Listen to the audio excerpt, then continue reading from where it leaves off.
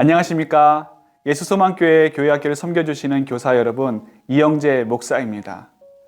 이번 2021년도 하반기 교사대학 주제는 감정 코칭입니다. 신년 영상을 통해서 이제는 우리가 지식 전달형 교사에서 코칭형 교사로 바뀌어야 된다라고 하는 이 교사의 역할의 변화를 여러분께 말씀을 드린 적이 있습니다. 코칭형 교사라고 하는 것이 여러 가지로 이야기될 수 있지만 가장 기본이 되는 감정 코칭을 이번에 우리가 좀 살펴보고자 합니다. 부모교실에서 이미 감정 코칭에 대해서 다루었었는데요. 내용이 크게 다르지는 않을 것입니다. 그러나 중요한 것은 감정 코칭이 어떤 것인지 우리 선생님들도 반드시 좀 알아야 될 필요가 있고, 그리고 계속해서 반복해서 듣다 보면 이 감정 코칭에 대해서 여러분이 익숙함을 느끼게 될 것입니다. 그 익숙함을 느끼게 되는 것이 이 교사대학의 이번 초점이다라고 보시면 좋겠습니다. 감정 코칭, 도대체 이 감정 코칭이 무엇인가 우리가 좀 살펴보고자 합니다. 아이들을 교육하는 데 있어서 티칭이 있고 코칭이 있습니다. 여러분, 티칭과 코칭의 차이점 뭐가 있을까요? 티칭은 말 그대로 전달하는 겁니다. 무엇을 전달합니까? 지식을 전달하는 거죠.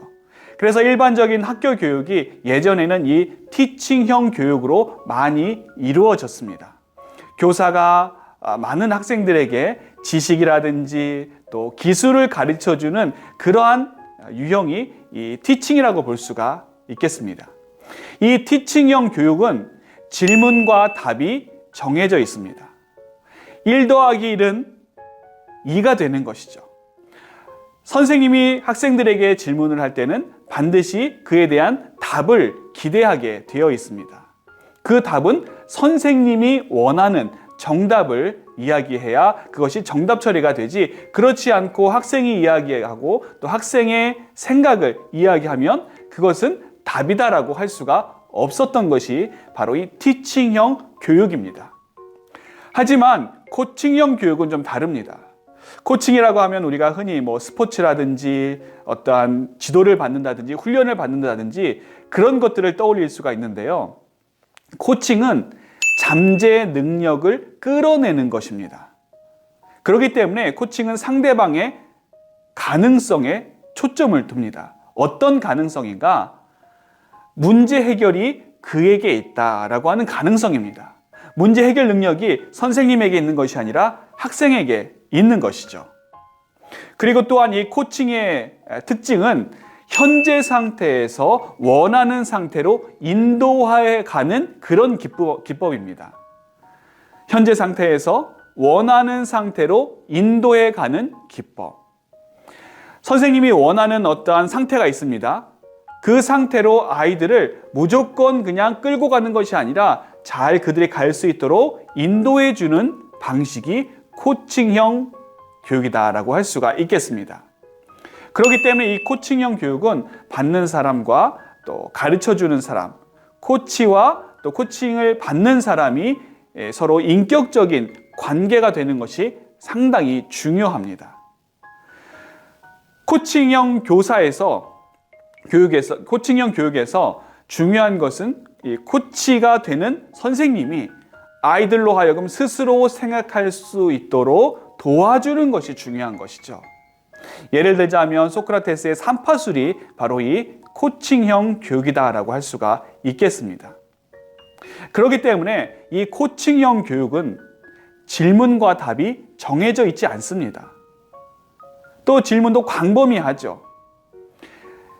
그 질문을 받는 아이들의 답도 창의적으로 전혀 선생님이 생각하지 못했던 그런 답을 이야기할 수도 있습니다. 왜냐하면 이 코칭형 교육은 누구에게 주도권이 있냐면 코칭을 받는 그 상대방에게 주도권이 있기 때문입니다. 우리가 감정 코칭이라고 할 때 이 감정 코칭은 그렇기 때문에 아이들의 감정을 잘 읽어주는 것이 필요하죠. 선생님의 감정을 일방적으로 강요하는 것이 아니라 아이들의 감정, 학생들의 감정을 선생님들이 잘 읽어주고 그 감정이 잘못된 길로 가지 않도록, 그리고 그 감정이 부정적인 감정을 통해서 아이들이 부정적인 행위로 나타나지 않도록 잘 이끌어주는 것이 바로 이 감정 코칭이라고 할 수가 있겠습니다. 그렇기 때문에 이 감정 코칭을 한마디로 이야기해 보자면 아이들을 사랑하는 방법이다, 이렇게 이야기할 수가 있을 것입니다. 감정 코칭이 무엇입니까? 여러분에게 누가 물어보신다면 뭐 이론적인 여러 가지 것들 이야기할 필요 없이 아이들을 사랑하는 방법이다, 이렇게 여러분께서 아시면 되시겠습니다. 예전에는 아이들을 양육하는 그 역할이 정해져 있었습니다. 단순했죠. 잘 먹이면 되고 또 아이들을 잘 입히면 됐습니다. 그래서 옛날에 그 인기 있었던 선생님들을 보면 아이들을 이렇게 간식을 잘 사주시고 또 아이들에게 선물을 많이 해주고, 그런 것들이 예전의 역할이었다라고 한다면 이제는 좀 그 역할이 변화되는 그런 시점에 와 있습니다. 그렇게 아이들에게 맛있는 거 많이 사주고 또 좋은 선물을 준다고 해서 그 아이들이 과연 행복을 느낄 수 있는가? 그리고 보다 중요한 그리스도인의 모습을 그들이 지닐 수 있는가라고 하는 것을 우리가 생각해 볼 필요가 있는 것이죠. 아이들을 사랑하지 않아서가 아닙니다. 사랑하는 방법이 잘못될 수가 있기 때문에 우리는 그 방법을 새롭게 배워야 될 필요가 있는 것입니다. 감정 코칭의 창시자인 존 가트맨 박사는 이렇게 이야기했습니다. 사랑만으로는 부족하다. 사랑만으로는 부족하고 사랑하는 방법을 배워야 한다. 그 사랑하는 방법이 뭐라고요? 감정 코칭입니다. 감정 코칭. 감정을 다루는 선생님들을 크게 두 가지로 볼 수가 있습니다. 그 하나는 감정에 대해서 부정하거나 일축하는 그런 선생님이 있고, 또 다른 하나는 감정을 잘 들어주고 수용해주는 그런 선생님이 있습니다.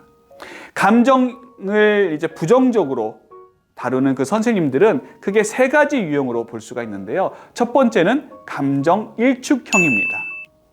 감정 일축형은 아이들의 감정을 한마디로 묵살해버리고 억압하는 그런 유형을 이야기를 합니다.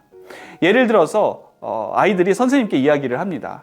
선생님, 저 이번 주에 어떤 친구하고 막 심하게 싸웠어요. 다퉜어요.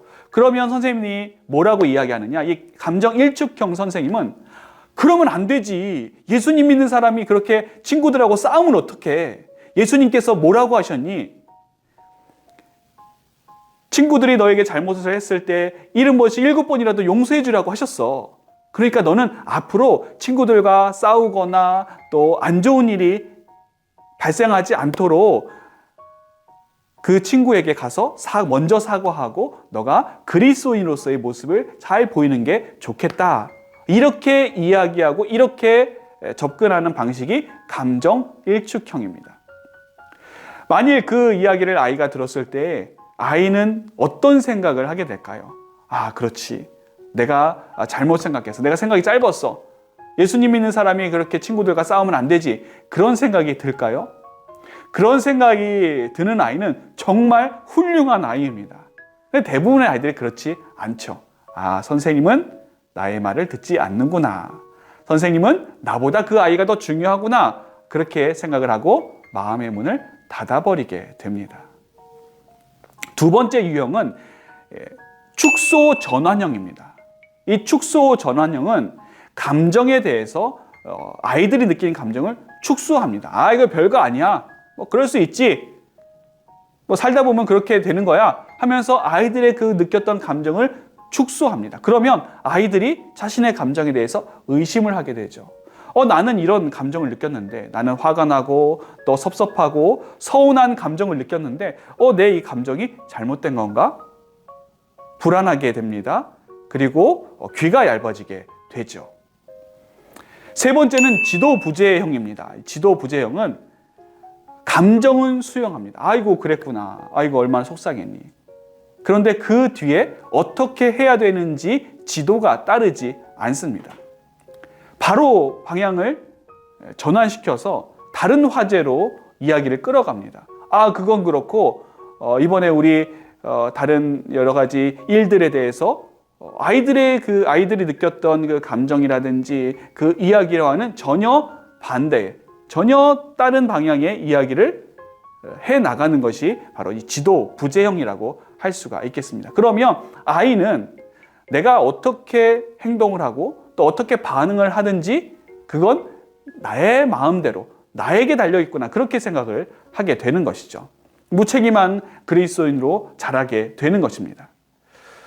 감정 코칭형 부모 그리고 감정 코칭형 교사는 아이들의 말을 먼저 잘 들어줍니다. 경청을 하는 것이죠. 경청을 해야 질문이 나오게 됩니다.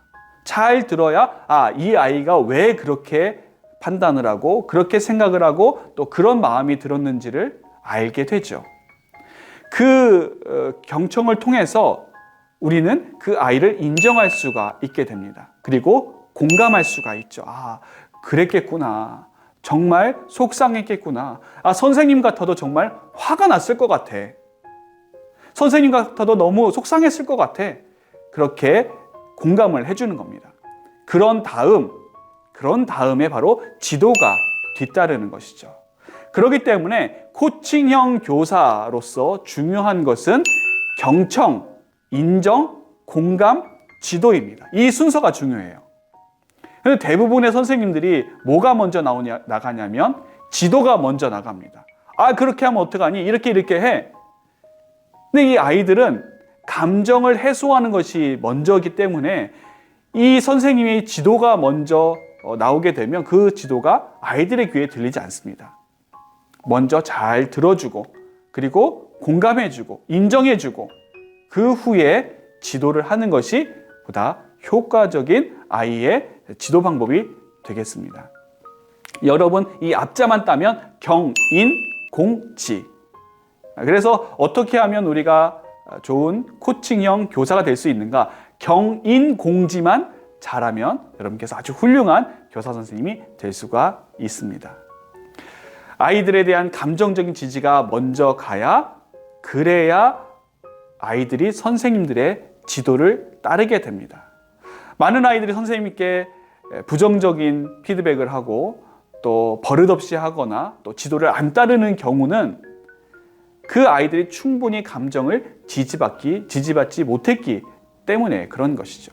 아이들이 자신의 감정을 지지받고 또 자신의 감정이 수용되어진다라고 느껴지는 게 얼마나 중요한가를 저는 체험적으로 알고 있습니다. 예전에 제가 섬기던 교회에서 한 고등부 아이가 틱을 가지고 있는 아이가 있었습니다.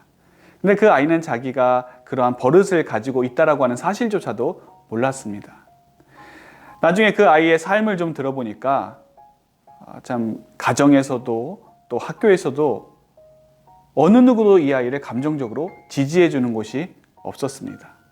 근데 이 아이가 교회에서 사랑을 받고 선생님들로부터 또 같은 친구들로부터 또 교육자로부터 사랑과 인정과 공감을 받고 나니까 이 아이가 변화되는 것이 느껴졌습니다. 한 2년쯤 지났을까요? 제가 보는데 이 아이가 평소 하던 그런 틱의 습관들이 없어진 겁니다.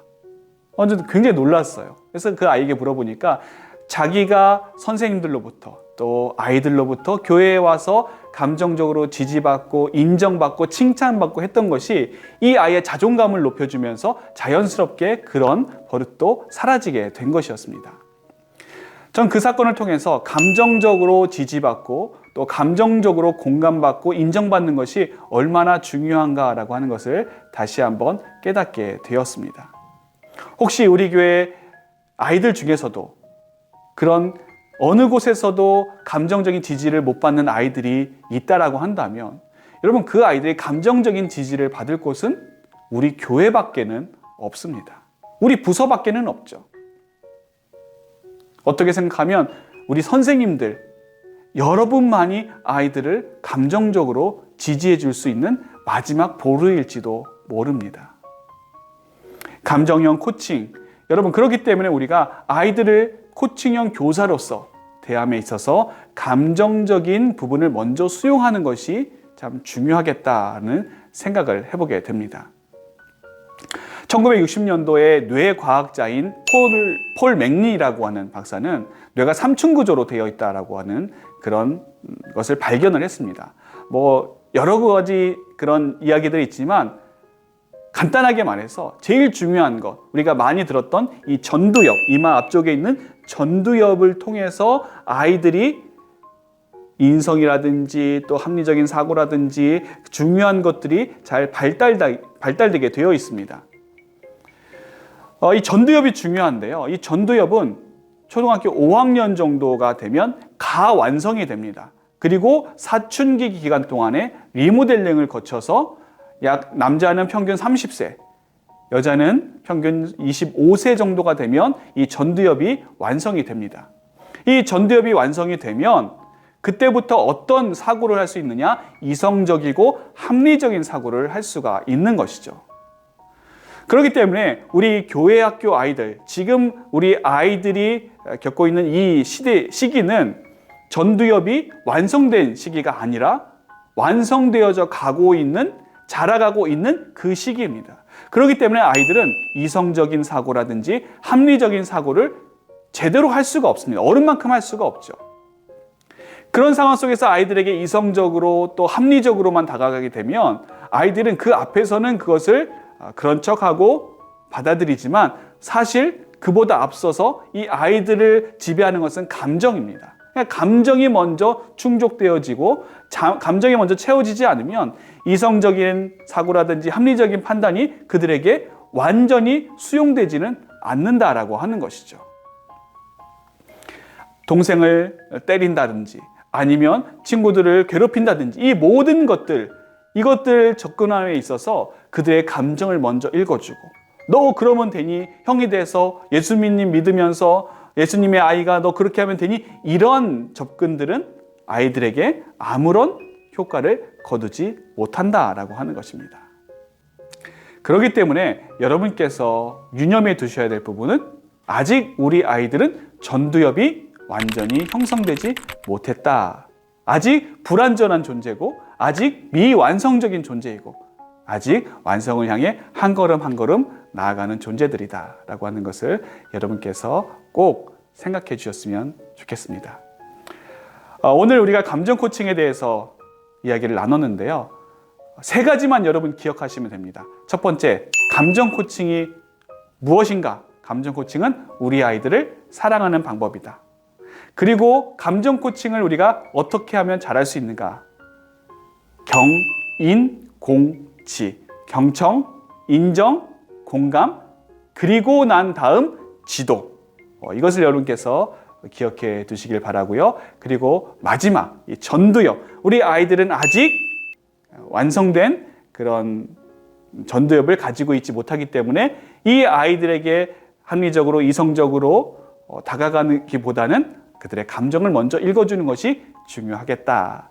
이 부분까지만 여러분께서 기억을 해두시면 오늘 강의는 성공적이라고 볼 수가 있겠습니다.